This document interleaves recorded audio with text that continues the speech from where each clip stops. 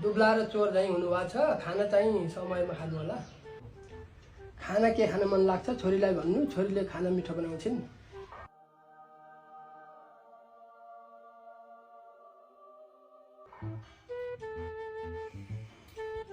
चर्को बोली कहिले नगर्नु, चर्को बोली सहन सक्दिनन् मेरी छोरीले।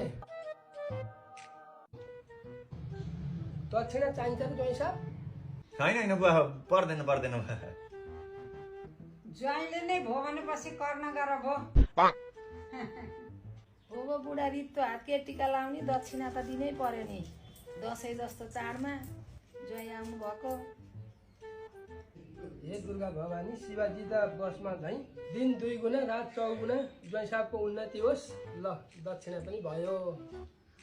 भीख मागो शिवाजी। ज्वाइँलाई फर्सी कति मन पर्छ? खसी खसी भनेको कानमा मेसिन लाउन भुल्नु भएछ। फर्सी फर्सी भने चाहिँ मानेर फर्सी पो बोकेर आउनु भएछ। ज्वाइँलाई अलि टन्न फर्सी हाल्दै है, खुसी बनाएर पठाउनु पर्यो। कन्ट्रोल कन्ट्रोल हुँदै। अनि बाबा ठुलबाकोमा नि जाने होला नि टिका लगाउन। के जाने त्यो लोभिका टिका लगाएर नि 1 रुपियाँ दिनु। के कसो ज्वाइँ साहब?